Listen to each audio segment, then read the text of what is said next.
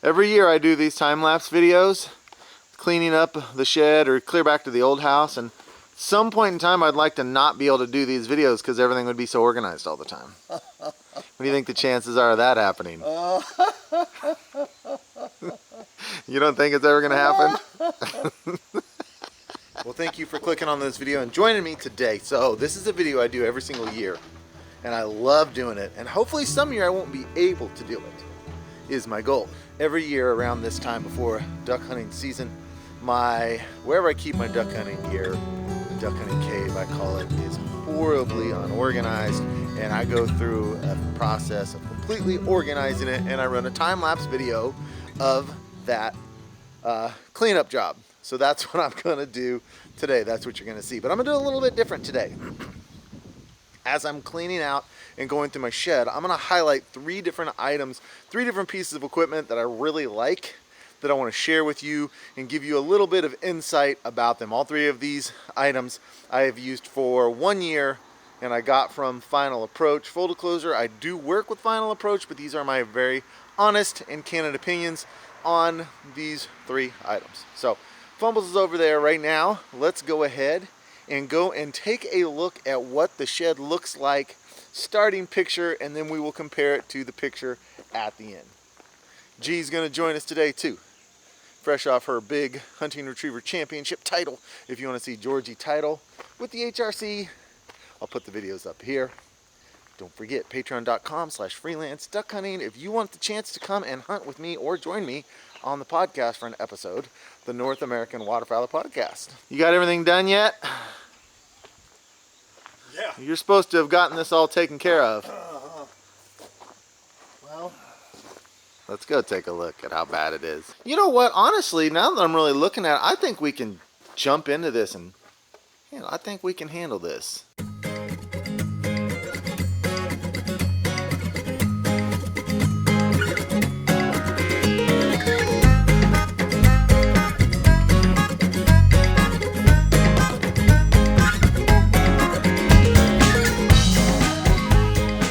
All right, guys, the first item I want to show you is the Final Approach live mallard decoys. I used these decoys for 1 season. I got them from Final Approach. Now, full disclosure, I am partnered with Final Approach, so I do work with them, but I'm going to give you an honest assessment of what I think about this decoy. Now, the Final Approach live mallard decoys in this pack, it comes in 6. The cost is $120. You get 1 drinker drake, a feeder drake, 1 upright, 1 low head, a hen collar, and a hen feeder. So you're going to get 4 drakes out of the 6-pack.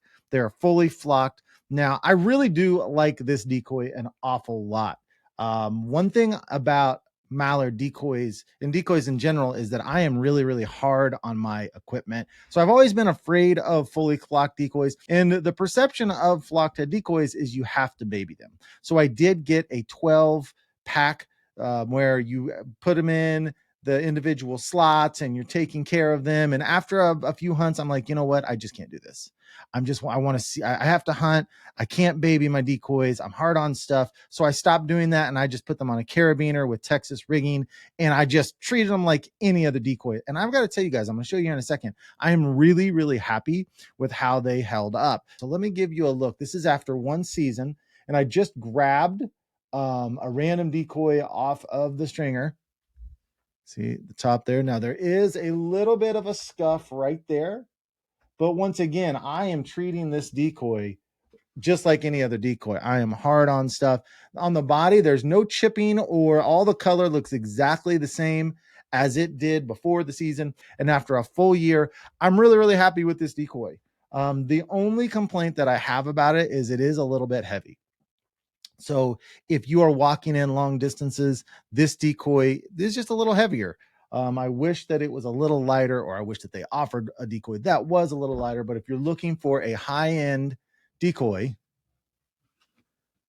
I would definitely say, as far as the flocking goes, this is a good one to choose. I really like the dark flocked head. Some of the flocking on other decoys like this I've seen are a little bit lighter. I really love the dark color. When I see mallards on the water, that's the color that I see. And in sunlight, they just look fantastic. So that is the Final Approach live mallard with the flocked heads. We're going to go back to the time lapse, but before we do that, I want to remind you, I am giving away a hunt. Patreon.com/freelance duck hunting. Go over there, get signed up, and at whatever level that you sign up for is the amount per month of entries that you are going to get on the hunt giveaway, which is coming August 31st at 7 o'clock on the Freelance Duck Hunting YouTube channel. We're going to have a live stream, and you have to be entered. All of the details to this hunt giveaway are in the description below, so make sure and go check those out. Let's jump right back over to the time lapse.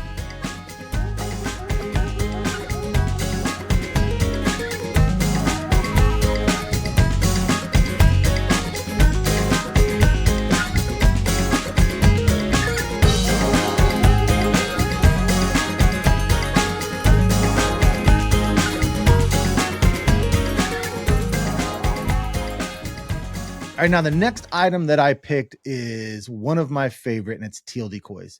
Now, there are debates as, do you need teal decoys to shoot teal? No, you don't need teal decoys to shoot teal, but what my preference is I want to match whatever's in the area. So if there's teal, only blue-winged teal in the area, that's what I want to use. If there's a mix of ducks, I want to use a mix of ducks. If there's only mallards, I want to use only mallards. I just feel like over time, you are going to be better off if you match the decoy to what is actually in the area. So you are looking at the Final Approach live teal decoys, and I've got about 4 dozen of these.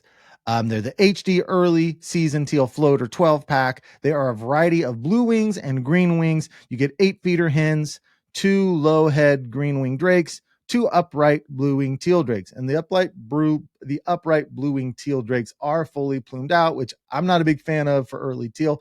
What I like is a decoy to look like this. I mean, it's super realistic. It looks just like a blue-winged teal looks in the fall here in Kansas. When we are hunting blue-winged teal, sometimes you get this little early onset patch of white on the teal. That's totally realistic, but you're never going to see any blue on the head. You're never going to see it plumed out. So I want my teal decoys to match what is there. These are fantastic little decoys. I'm in love with them. This one is actually a green wing. This one's actually a little green wing. Or no, it is a blue wing. Okay. It's a little bluing. And so I am really in love with these decoys. They're light, they're sturdy, they hold up. As you can see, I use the crap out of these for teal season. So if you're looking for teal decoys, I would definitely advise getting the Final Approach teal pack. Guys, you may not be aware, but I started my own podcast. It's the North American Waterfowler podcast. I'm putting out 2 episodes a week. I've got almost 50 episodes now. So when you get a chance sometime in your car, iTunes, Spotify, check out the North American Waterfowler podcast to hear more about what's going on in my hunting life. Let's go ahead right now and jump back to the time lapse.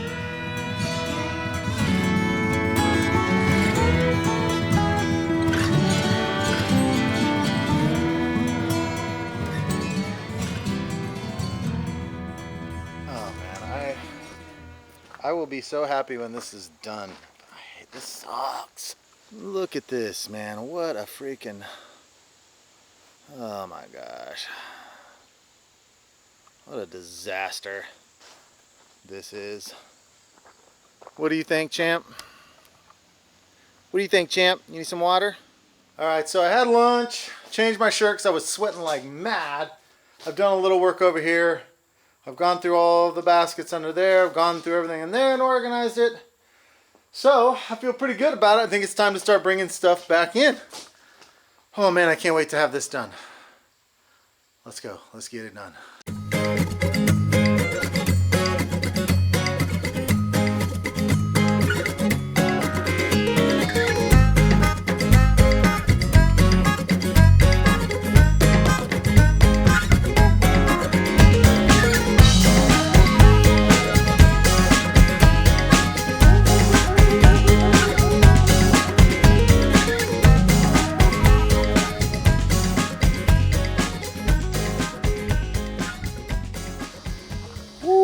Man, I'm going to show you the shed because I am done.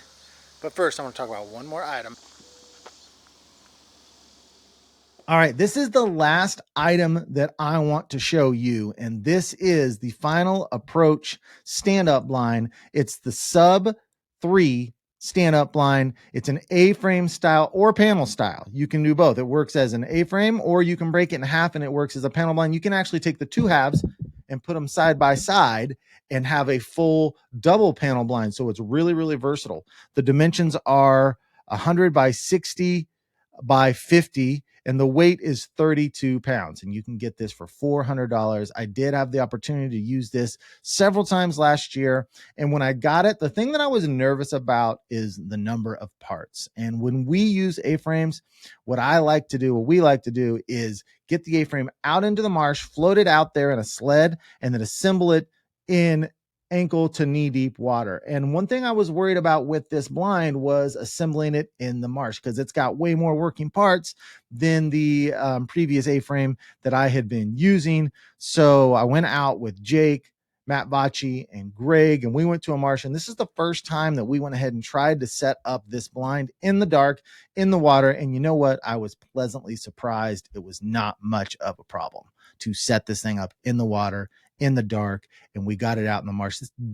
Stand-up blinds, A-frames, panel blinds, they are game changers. If you have a location where you don't have much cover, brush that thing up like crazy, and I'm telling you, they're absolute game changers. So the Sub 3 stand-up blind from Final Approach, if you're looking for that type of blind, I absolutely would suggest going with this product. It is really wonderful, and you will see me using it again this year. So I'm going to go back over and we're going to finish up the time lapse, and then I will see you right at the end of this for one more thing.